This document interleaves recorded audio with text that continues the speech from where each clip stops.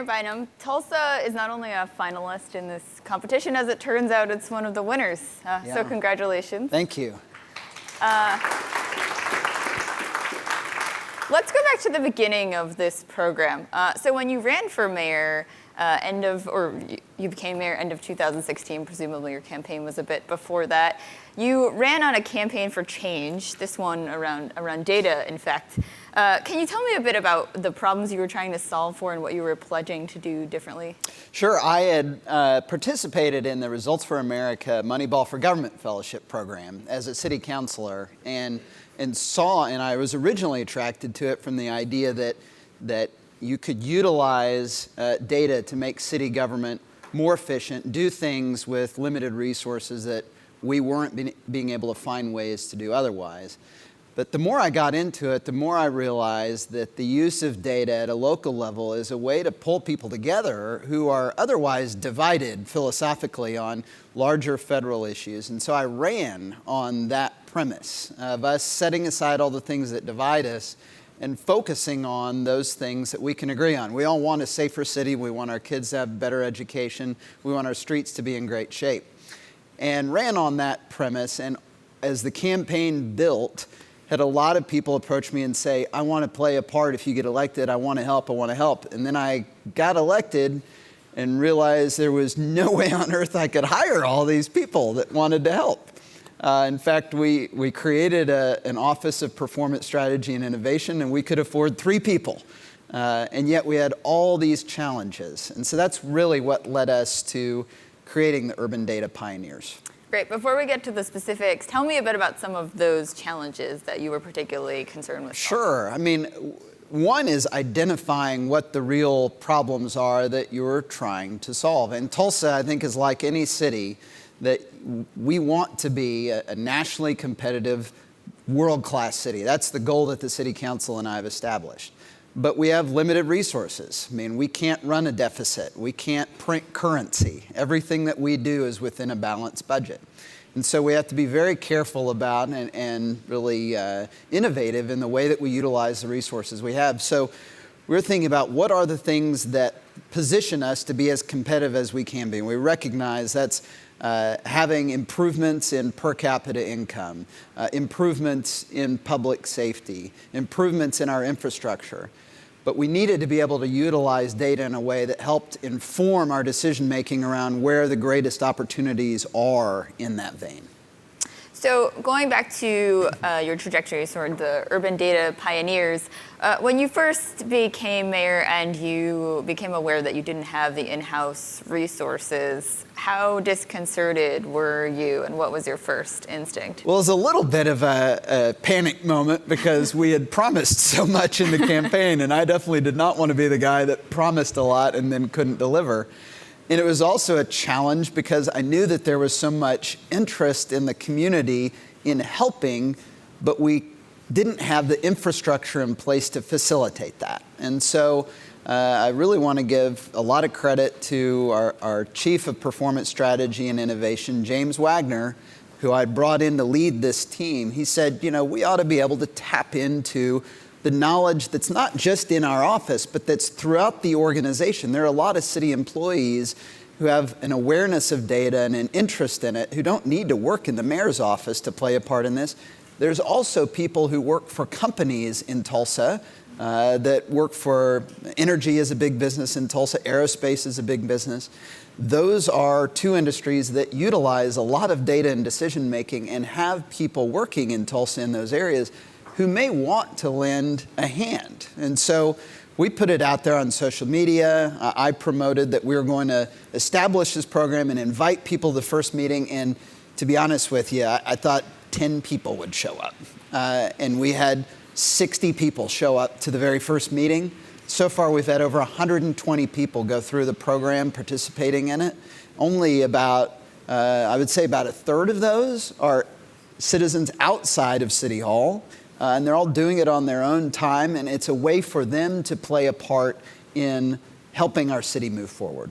So you mentioned it's local folks working in industries, maybe not doing this kind of work, but having the capacity to do so. How do you get from that meeting to having them crunch data? Is there a vetting process? Is there a training process? That was really one of the fascinating things to see it evolve, because what you're doing is mixing people who by profession are not in public service with people who are, and the people that already work at the city are bringing their expertise, and the people from outside the city are bringing theirs. And when you mesh those together, we've seen really remarkable things happen. I'll give you a great example.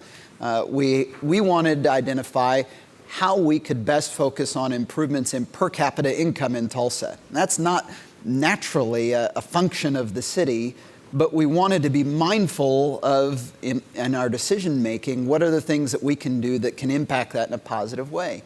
And so we had an urban data pioneers team that we assigned. They took as much time as they wanted. They met off-site, not at City Hall, so it's more conducive to collaboration that way, more open.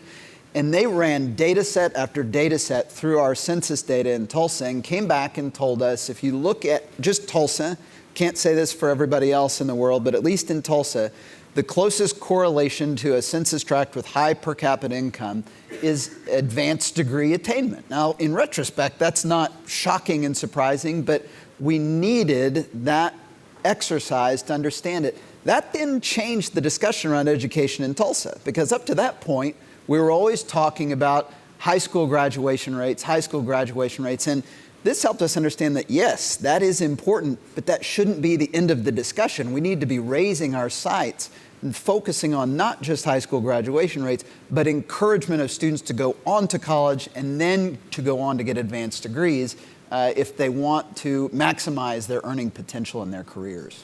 So in that instance, it sounds like they were crunching pre-existing data. Have they had opportunities to collect data as well? You know, that's one of the great things about this. I mean, cities are already collecting massive amounts of data. It's that we have been inept historically at utilizing it. Mm-hmm.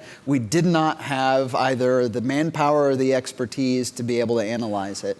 And so what we've tried to do through the Urban Data Pioneers is bring together people who have by profession and expertise in that area and match them up with the data that we already have or that other governmental sources already bring to the table and that we can add. Now, one example, though, is applying data in other areas. And that's been another valuable thing of this, is we've taken employees out of their individual silos and helped them apply what they're doing in other areas. So an example.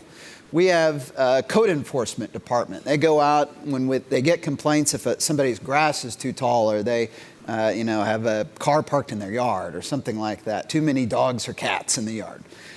Well, we took that data and we overlaid it with crime data. We had a team that was made up of people from our code enforcement arm and our police department, and they overlaid it.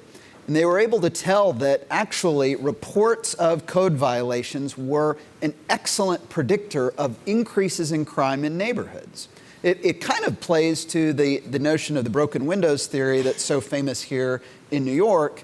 The difference, I think, being in our experience in Tulsa, is that it wasn't about small crimes. It was about the built environment, and blight in that environment is a predictor of crimes. And so now what we're doing is arming citizens with an app that they can utilize to report blight in their neighborhoods, and then we can provide that to our police department and our code enforcement people who then use it to prevent crime from happening before it might.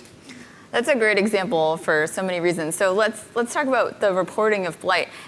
When they report blight, is there a definition? How are you vetting what that means? Yes, so we have a very specific code in Tulsa on our ordinances as far as what specifies blight. And so when people, right now, their main thing is they call our 311 line or use our 311 app and report it. And then our team goes out. We have an inspector that identifies if it's truly blight and then issues a report for it to be remediated. Mm-hmm. In the past, it was all focused, though, on individual instances, and we weren't looking at overall trends. And the police department was a separate department that didn't have access to this data and wasn't utilizing it. By having urban data pioneers pulling people from different departments to combine data, we're able to not just use that information to solve an individual case of blight, but utilize it to predict crime and prevent it. So one of the criticisms of use of data has related to crime prediction algorithms, for example. One of the notions is that if you use arrest data, for example, and that is influenced by biased policing, then that bias is going to creep into future predictions.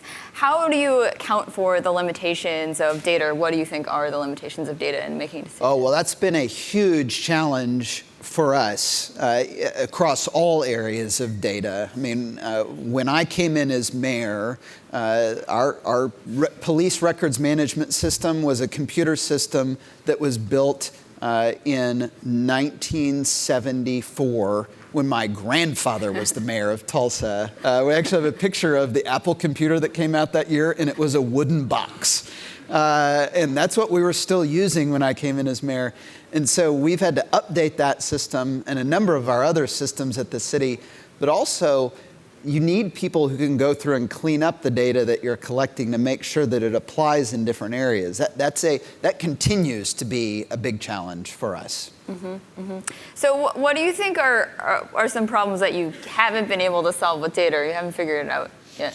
Well, I think that we're just at the very cusp of this. I will say one area where we don't know where it's going to lead today, but it is going to be probably the most tangible use and application of this work, is that historically in Tulsa, we would fix streets based on an index that measured street condition. How many potholes are in it? That was basically how we decided how we would fix a street, based on the amount of money that we had available.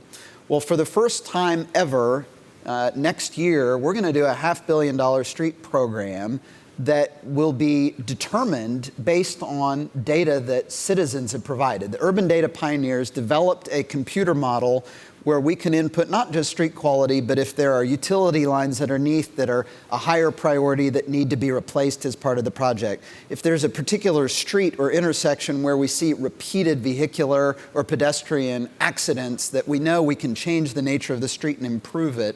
If there's an economic development project that may weigh in, if we could fix this street, there's more economic development that can occur around it. Our urban data pioneers created a model by which the citizens can they can utilize all these and weigh them in different levels as far as predicting or determining which streets get fixed. So today, we don't know what that is going to be a year from now when the citizens of Tulsa vote on this. But what we do know is that it will be based on a model where the citizens weighed which things they want to prioritize, whether that's economic development, utility replacement, street quality, whatever it might be. They are going to be in charge of determining those priorities. And that's, again, thanks to the utilization of data and technology through this program. Interesting. What surprised you most about going through this program?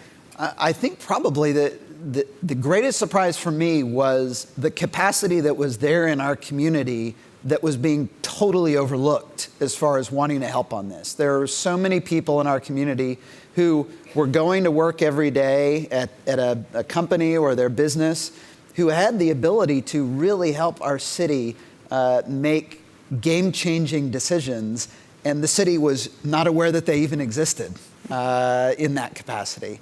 And so, like I said, we started this off, and we even, named it like Urban Data Pioneers rather than like Technological Advisory Committee or whatever it might be. And again, I thought 10 people would show up to this. I'm as guilty as anybody of thinking that, of overlooking that capacity. And then when we had 60 people show up to the first meeting, and by the way, 100% of the people that have participated in this have said that it was incredibly valuable for them to go through. And then the word of mouth has spread in our community, which is why now we have over 120 people that are participating in this program. And I imagine thanks to this recognition, it's only going to grow. So you mentioned that you ran on this program in part to get past partisanship. Yes. Have you had any critics? Have people found a way to make this partisan? So far, no. I will say that's one of the things I love most about this, though, is when you look at our individual teams that are working on these projects. I mean, you've got Bernie people and Trump people and Hillary people and John Kasich people all setting that stuff aside and sitting down at a table, all saying, we want our streets to be in better shape. We want better schools for our kids. What are the things that we can prove to each other will help us accomplish that? And where is the data that proves that out? And so it's bringing people together at a local way that you just do not see at other levels of government, nationally or really around the world right now. That's why I love city government so much. Mm-hmm. This will be my final question, and then we'll take some questions from the audience, so start thinking about what you might want to ask. My final question, I mentioned at the beginning that you were one of the winners of this award that comes with some money. What will you be doing with your winnings? We're we're passionate about this approach, not just for Tulsa, but for the country and for the world. And so we want to do two different things. One, we want to utilize some of the funds to better train all of our urban data pioneers in data analysis so that we can increase and improve upon their skill set and help it be an educational experience for them.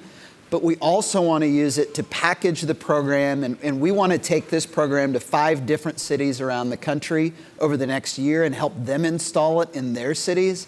So if there are any cities here that would like to work with us on that, we want to help you replicate the success that we've had in Tulsa with this. We're it's a point of real passion for us, and I can see the difference it's made in Tulsa, and I can't imagine the difference it could make in our country if more communities were doing this.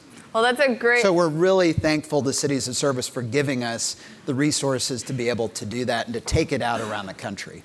Touche. Great pivot to take audience questions. Any volunteers for help or questions? Anyone have questions? If anyone from the city of Tulsa would like to lead off, that'd be great. No? Okay. All right, in the meantime, I've got another one for you. Let's take this in a little bit of another direction. So I'm just going to say, your run for office on a data platform is a little bit nerdy. How do you think you won on such a nerdy platform? Authenticity, obviously.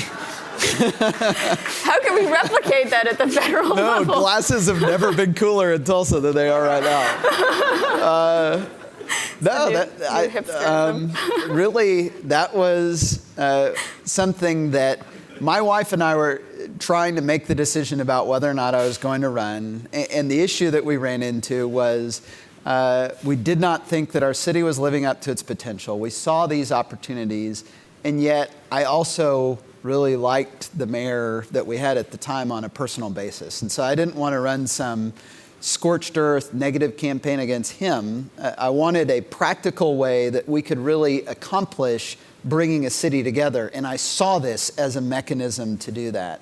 And so ran on it, and as in anything, it's important about how you communicate it. If I had just said, we are going to use data to improve Tulsa, that might not have caught fire. But when I talked about us aiming higher as a community and setting aside the differences that everybody else around the country can identify, finding ways to bring us together, that really took hold. Because people in Tulsa, we have we have the largest young professionals organization in the United States. We were recently ranked one of the best cities for entrepreneurs in the country. We have a rapidly growing young professional community in Tulsa. And by the way, the team that I have in the mayor's office, our average age, including me, is under 35 years of age. So we wanted to create a new wave for growth in the city and viewed this as the mechanism by which we could have that. You know, it's always important to start with your big idea, but then have in mind the infrastructure by which you can accomplish it. Very similar to this. We knew we wanted to use data to solve problems, but we needed the infrastructure to do it, and the urban data pioneers gave us that. Any questions? We have a question. I'm Sejal Desai with the Communities Foundation of Texas, so a little closer to home Right. for you as well. Yes. So I was curious, I know you mentioned that you had a lot of citizens that were actually corporate employees with this background. I was wondering that in this process, did you end up engaging the companies and their CSR professionals a little bit more because of the engaged citizens within these companies as well? And also, was there any collaborative partnership with the local community foundation? So our involvement with the different companies around town was really very much at the individual employee level. And as I mentioned earlier, we wanted to give them free rein on when they met. We wanted them to have as much freedom as possible as a group to decide when they met, how often they met, how long they took to follow through. We just wanted to identify the question and then give it to them and let them run with it. And anyone who was on the Urban Data Pioneers program that wanted to move into that cohort to work on that problem could do so. And we had spaces designated around town that were outside City Hall, away from, security guards and all that stuff, so that it was very accessible to them and they could meet as groups. I think your question about directly engaging businesses is a fantastic idea, and it's not one that we have done as much as I would like, but it's one that, you having brought that up, I think I would take that back and work on it locally. Any other questions? Beth Finkel from AARP in New York.